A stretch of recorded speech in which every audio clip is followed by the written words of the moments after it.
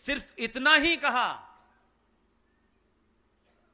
मैं तुम्हारे लिए अपनी पहचान नहीं बदलूंगा,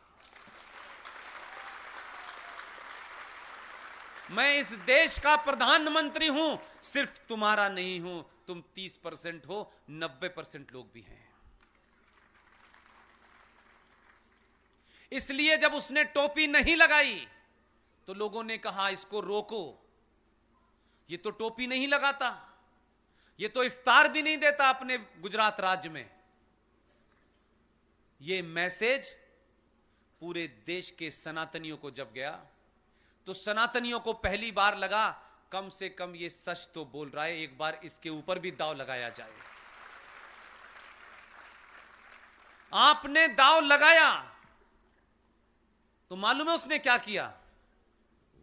प्रधानमंत्री की शपथ लेते ही कुछ लोग अमेरिका जाते हैं सलाम करने, प्रधानमंत्री बनते ही इसने उस राष्ट्र की यात्रा की जो इस दुनिया में सबसे छोटा सा है, जिसको कोई जानता भी नहीं है। मैसेज उसका था क्लियर, हमने नहीं समझा। प्रधानमंत्री बनते ही वो भूटान गया जो अखंड भारत का हिस्सा था। दूसरी यात्रा नेपाल की, अखंड भारत का हिस्सा था। अफगानिस्तान गया, श्रीलंका गया। एक राज्य ऐसा भी है, एक देश ऐसा भी है, वहां जाने के लिए उसको रास्ता निकालना था। वो वहां से आया अफगानिस्तान से, उसने कहा कि मैं जरा सा मिलना चाहता हूं, आपकी बेटी की शादी है, उतर गया बगैर बताए। जो वहां से बैठे बैठे उसे मार रहे थे, उसने कहा मैं तुम्हारे बीच में उतर गया, तुम्हें बगैर बताए पता चला मैं कहां हूं। मिलके जब वापस आया तो अखंड भारत का जितना हिस्सा था पहले उसने सबकी यात्रा कर ली। किसी को यह नहीं बताया मैं क्यों यहां आया हूं, देखने गया था क्या क्या वापस लाना है।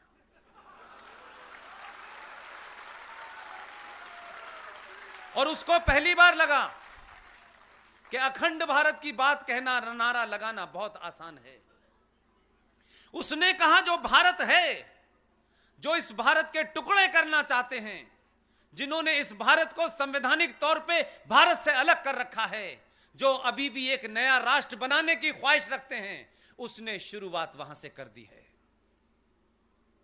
इसलिए घर वापसी की जो काम में लगे हैं, अपनी एनर्जी जाया न करें, अपना समय बर्बाद न करें।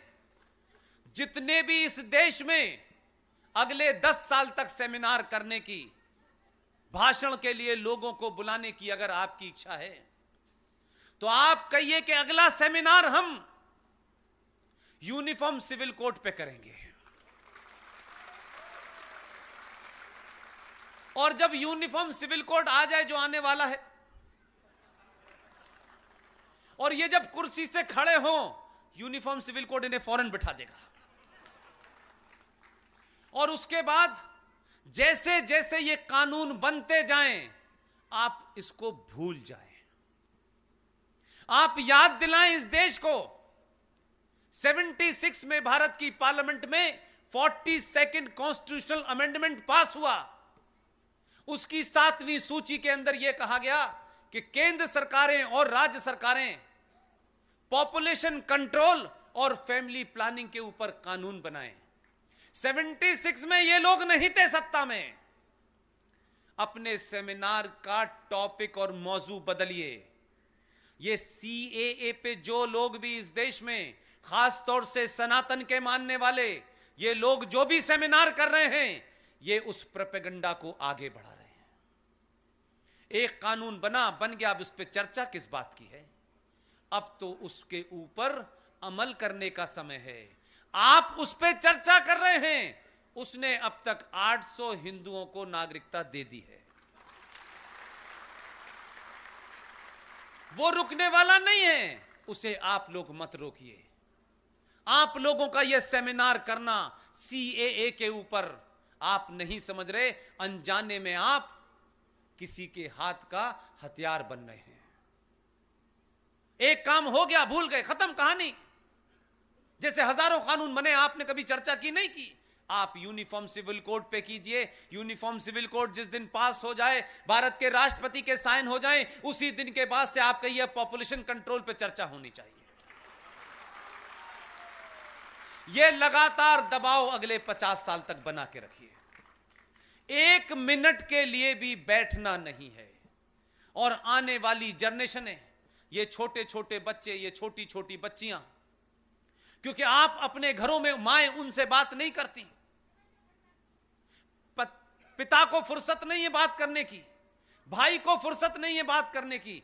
इसलिए समस्या यह हो गई है कि जो बच्ची से उसकी मां बात नहीं करती, जो चमत्कार के उसमें जने कहां कहां चली जाती हैं। आप उस परंपरा के लोग हैं कि आपको चमत्कार की जरूरत नहीं है, आप अपने आप में एक चमत्कार हैं।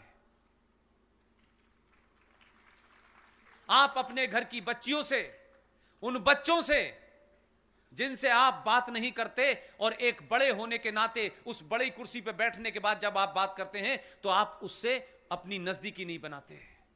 दौर बदल गया है। 20 साल पहले ऐसा हो सकता था, आज नहीं हो सकता, क्योंकि आपके बच्चे के पास इतनी इंफॉर्मेशन है कि आपके ज्ञान की उसे जरूरत नहीं है। लेकिन जिन चीजों पे वो कंफ्यूज है, उस पे दोस्त की तरह उससे बात करें। हर मां अपनी बेटी से दोस्त की तरह बात करे। उसके मन में भी बहुत सारे सवाल हैं, उसके मन में भी समाज के बदलाव हो रहे हैं। आप पे समय नहीं है, या तो आप सास भी कभी बहू देखेंगी। यह बात अलग है कि अब बहू पार्लियामेंट में आ गई है, अब तो देखना छोड़ दीजिए, और चमत्कार की आशा में घर से बाहर मत जाइए। जितना समय अपने परिवार, अपने बच्चों के साथ बात करेंगी, मुझे पूरी उम्मीद है कि आपकी बेटी, उसके अंदर भी बहुत सारे बदलाव हो रहे हैं। वो भी इस समाज से कहीं इन्फ्लुएंस हो रही है, गलत तरीके से इन्फ्लुएंस ना हो जाए। दोस्त बन के उससे कहिए कि शहर में सबसे अच्छी पिक्चर लगी है, मैं सिर्फ तेरे साथ ही देखने जाऊंगी। जिस दिन आप ये करने लगेंगे, वो आपकी बेटी, जिसने इस समाज में घूम रहे हुए भेड़ियों को नहीं जानती, उसे कोई पंचर वाला बहका लेके चला जाएगा और बहुत देर हो जाएगी। वो पंचर वाला अपने एजेंडे पे है, क्योंकि मस्जिदों से उसका ऐलान हो चुका है, ब्राह्मण की लड़की को मूर्ख बनाओगे, शादी करोगे तो 10 लाख रुपए मिलेंगे। वो घूम रहे हैं किसी एजेंडे के तहत। आपने अपने बच्चों को सही तरीके से बातों को एड्रेस नहीं किया, इसलिए ऐसा हो रहा है। भारत के पहले शिक्षा मंत्री के बारे में जरूर बताना चाहता हूं, ताकि यह कंफ्यूजन हट जाए और आप लोग यह कहना बंद कर दें, सारे धर्म शांति का रास्ता दिखाते हैं। धर्म सिर्फ एक है, वही शांति है, वही शक्ति है। बाकी सिर्फ मजहब हैं जो कब्जा करने के लिए पैदा हुए हैं। इसके अलावा कुछ नहीं करा उन्होंने। 1400 साल के अंदर एक बटन बनाने की औकात नहीं उनकी, एक सुई बनाने की औकात नहीं उनकी, और कहते हैं कि हमने दुनिया को ताजमहल दिया। ये ताजमहल बनाने वाले लोग हमारे थे, जहां से आए थे वहां ताजमहल नहीं बना पाए कभी। वहां नहीं कोई कुतुब मीनार मिली, यहीं पे मिली आपको। इन्होंने पूरी दुनिया में एक ही हुनर सीखा है, ये मकान को पे कब्जा करते हैं, नेम प्लेट हटा के अपनी नेम प्लेट लगा देते हैं। जो 30,000 मंदिर तोड़े हैं, एक बताएं कोई मस्जिद ऐसी बना के गए हो, ये कहें कि ये मस्जिद हमने बनाई थी। 90% मंदिरों को तोड़ के ऊपर गुम्मद बना के कहते हैं कि ये हमारा आर्किटेक्चर है। कौन सा इस्लामिक आर्किटेक्चर कहां पैदा हुआ था? हम कुछ बातों को जानना नहीं चाहते, इसलिए जिन्होंने किताब नहीं पढ़ी है, जरूरी नहीं है कि आप पूरी किताब पढ़ें। इस वक्त देश में किताब में क्या क्या आपके मतलब की बात लिखी है, उतने ही जान जाएं, उतने से ही आपका काम हो जाएगा।